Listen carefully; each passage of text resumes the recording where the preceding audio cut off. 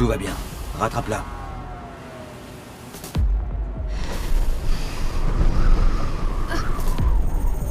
Jérémy Perrin, vous allez bien? Oui, ça va. Merci. Pourquoi vous êtes ici au Festival d'Annecy? J'ai réalisé un film qui s'appelle Mars Express et qui est en compétition dans la catégorie long métrage ici à Annecy. C'est un film qui a déjà passé au Festival de Cannes. Et ça, vous pouvez nous raconter un petit peu de quoi s'agit le film? Le film, c'est un film de science-fiction. Et en même temps, c'est un film noir. On y suit un duo de détectives privés, Aline Ruby et Carlos Rivera. Ces deux personnages ont une mission, c'est celui de retrouver une pirate informatique avant que des assaillants ne la rattrapent et essayent de l'éliminer. Et les pays, les planètes, c'est rouge? Oui, c'est ça. Tout ça se passe sur Mars, effectivement. J'ai oublié de le préciser. Ça se passe dans le futur, dans 200 ans. Il y a beaucoup de choses à déballer sur le scénario pour comprendre l'étendue de l'univers. C'est assez riche et assez intense. Le film dure 1h20 seulement, 1h25, mais il y a énormément d'informations. C'est un film noir dans une planète rouge, ok? Ça déjà c'est intéressant. C'est ça. Et là aussi, on voit aussi pas mal des idées similaires à Ghost in the Shell. Mm-hmm. Ça, c'est fait exprès ou c'était juste une coïncidence? Non, je pense que c'est les thématiques qui sont communes et le fait que ce soit en animation dans un style assez réaliste. Je pense que c'est normal de penser à Ghost in the Shell, mais on pourrait aussi penser, je crois, à plein d'autres films de science-fiction. Voilà. Après, effectivement, j'aime beaucoup Ghost in the Shell et certainement ça m'a influencé, oui. Vous avez écrit les scénarios avec Laurent Sarfati, c'est ça? Oui. Et ça s'est bien passé entre deux personnes? C'est facile à faire ou c'est compliqué de faire? Non, pour nous, ça fonctionne bien. On est un duo de scénaristes qui travaillons ensemble depuis assez longtemps maintenant. Mais c'est vraiment intéressant. C'est-à-dire qu'on peut vraiment se renvoyer des idées l'un l'autre. On travaille comme on jouerait au ping-pong ensemble.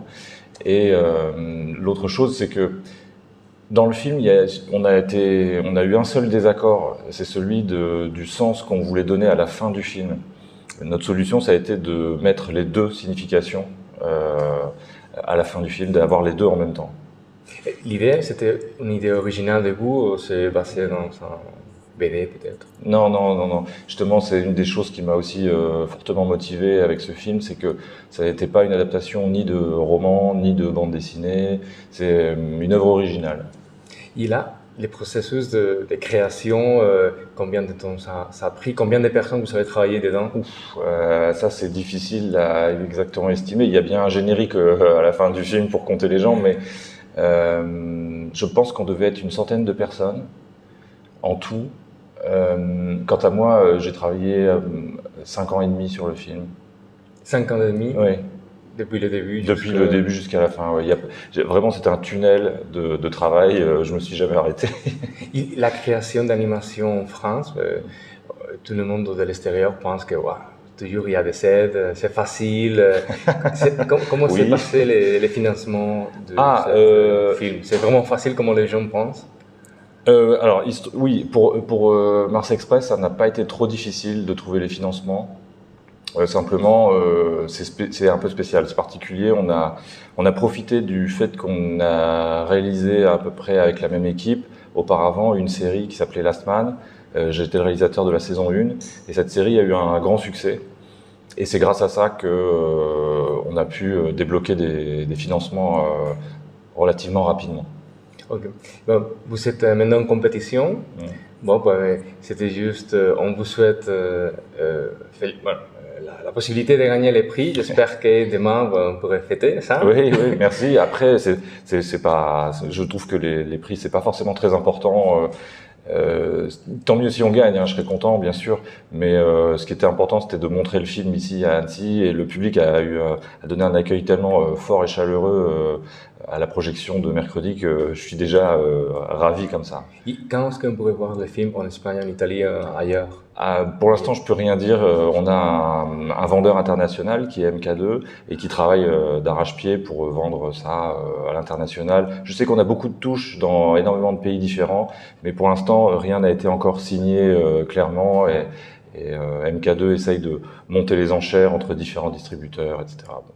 Et là, la question que je pose toujours, c'est Annecy, pour vous, ça veut dire quoi?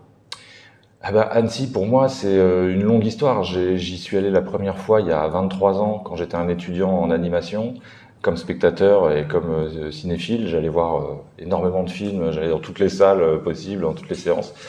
Et ouais, j'ai l'impression d'un accomplissement aujourd'hui, et je me retrouve du côté de ceux qui apportent un film et le montrent au public et aux nouveaux étudiants, et aux professionnels aussi d'ailleurs. Et ouais, ça me touche beaucoup d'être là et d'avoir fait tout le parcours complet.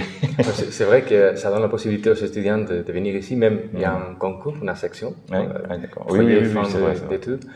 Et les mêmes étudiants, ils ont la possibilité de parler avec, par exemple, Guillermo del Toro, qui est venu.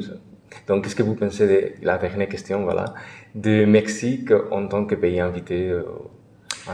Moi, je trouve que c'est une très bonne idée. Du reste, en plus, moi, je connais pas tellement l'animation mexicaine. Donc, dès qu'on peut, et ça, c'est une bonne chose du festival, qui se fait tous les ans, de mettre le focus sur un pays et son industrie de l'animation, son industrie ou alors son paysage artistique au niveau de l'animation. C'est parfait. Moi, comme ça, je peux découvrir des choses. Alors, malheureusement, cette année, j'avais des séances pour certains courts-métrages inédits et anciens d'animation mexicaine, mais je suis pris par un planning où je dois rencontrer des journalistes comme vous et où je ne peux plus aller aux séances. Donc j'essaierai de me rattraper plus tard. Mais en tout cas, ça me donne l'envie de découvrir ces films. Ouais. Super, bon, merci beaucoup et Merci. profitez bien du festival Saki Reste. Merci beaucoup.